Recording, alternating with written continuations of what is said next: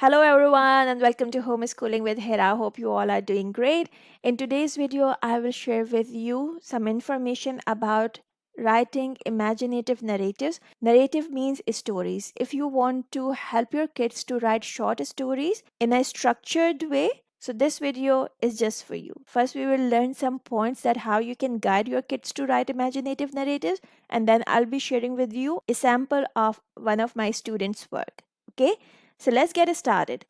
First of all, what is an imaginative narrative? So, an imaginative narrative is a genre or type of fiction writing in which you use your imaginations to write a fiction story that cannot happen in real life. This genre is also known as fantasy. It means that here you can talk about monsters, dragons, fairies, anything that is not possible in this real world. Okay? Now, if I say that you can write about anything that cannot happen in the real world, so it might sound simple that children have the liberty to write whatever they want. However, this is not true because imaginative narratives have some features that you need to follow if you want to write a proper story. So let's check out step by step that how we can guide our little learners to write a short story properly. The first thing will be brainstorming. Whenever you are going to write any piece of writing, you need to first brainstorm. Since this is imaginative narrative, so here we will have some settings and characters in our story. Give this liberty to children that whatever character they want to choose, they can choose. Whatever settings they want to choose, they can choose. This part is called brainstorming. And for this, you can either have some graphic organizers like this or simply a map like this. In this box map, you can see that here we have character or S is missing characters, setting or settings, problem and solution. On this side, we have given two characters. In a story, we can have multiple characters, but if kids are writing any story for the very first time, give them a controlled environment. Don't let them bring so many characters to their stories, otherwise, the stories won't be finished properly.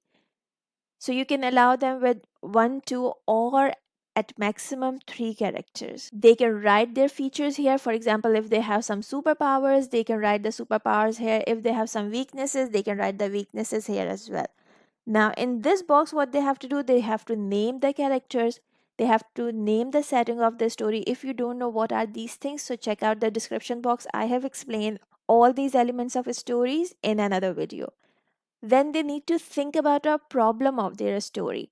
Most of the time, imaginative narratives have some problem which intrigues the reader to read our story. So it's a good idea to have an interesting problem here, but it should be thought by the children. And then, if there is a problem, there should be a solution.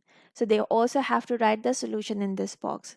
Once this map is ready, you can also give them this map. One of the biggest issues in story writing is that children don't follow any sequence. They skip over important events. So what you can do, you can ask them to write their characters or draw their characters here. The problem can start from here or somewhere in the middle, but you can need to mention the conflict or the problem. It's the same thing, and then one by one write the important events of the story. This part is the plot of the story actually. It might look difficult.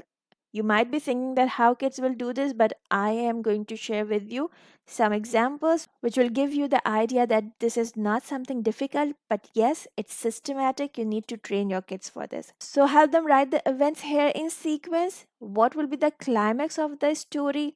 Climax is the highest intensity or the emotional point of your story. And then you have the falling action. You are going towards the end of your action. And here you have to write how the story ends. Somebody lives, somebody dies, somebody marries someone, things like this. Okay? So after story mapping, your kid is ready to write a proper story. Now, to show you how this thing works, let me give you an example. Please check out this. So here is our story map. The characters are scuba divers, calf whale and cow whale. Calf whale means the baby whale, cow whale means the mother whale. Setting is ocean. Problem is a calf whale was restricting divers from leaving the tangled near to death cow whale. We have just given some points, haven't written the complete problem here, okay? So these are apparently two problems in this story. Solution is cut the ropes with sharp cutters and release the whale. Now the next part is to connect all these things, and for this we need our story map with the hill.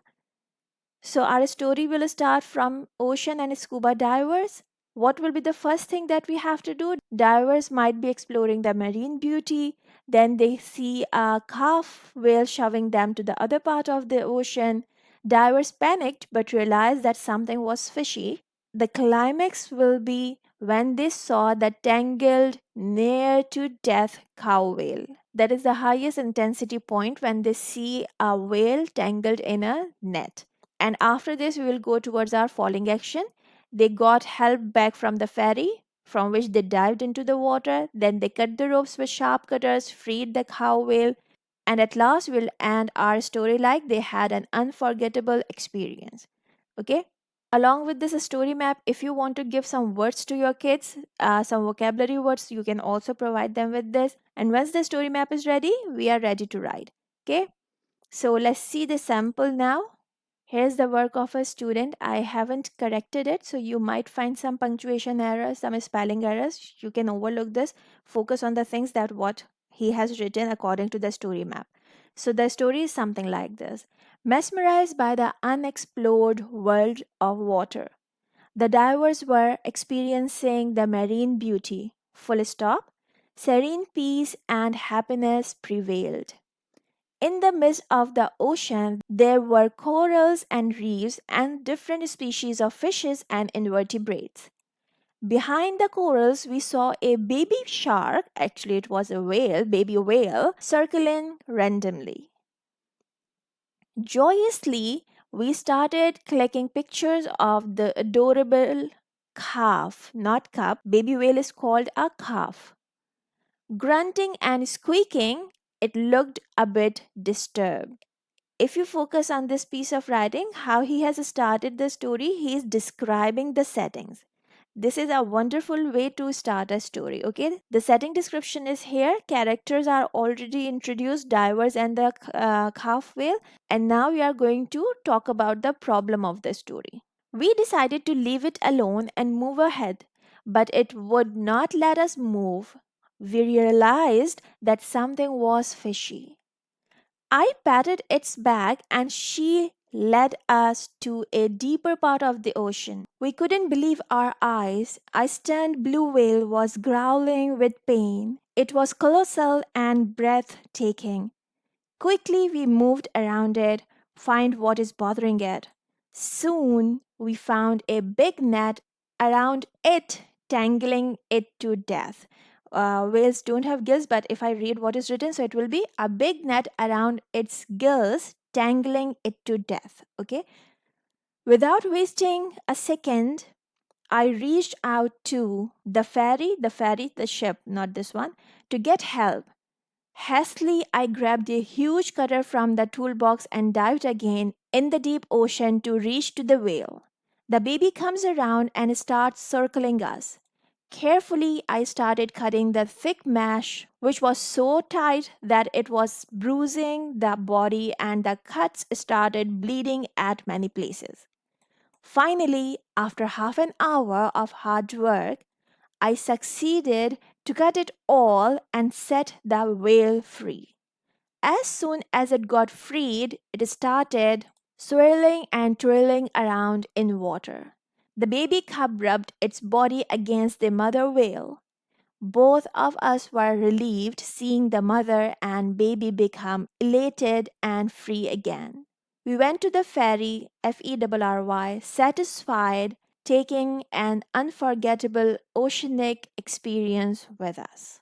So, this is how a student has written an imaginative narrative with the help of story mapping. There are a few more points that you can tell your students that I have told them that when they are starting a story, they should hook their reader with a good sentence, or they can write the description of the setting or characters to set the mood of the story and to introduce the characters and settings as well. This will be the introduction of the story as the boy has written in his narrative. Next, when they are writing the body paragraphs, everything should be in sequence, taking care of description through senses. Here, it's a brilliant idea to add feelings to have an emotional connect with your reader. So, describe the feelings of your characters and then cover the problem solution and end your story smoothly. It takes time. We need to make kids practice for this, but once they get this story map thing, they can certainly write better stories than what they write without the help of story maps. If you want to get these maps, you can check out my website. If you want to watch more creative writing videos on any topic, whether it's be personal narratives or persuasive writing or anything, write it down in the comments box. I will see you soon with something new. Take care. Bye for now. And don't forget to make it a great day. Bye.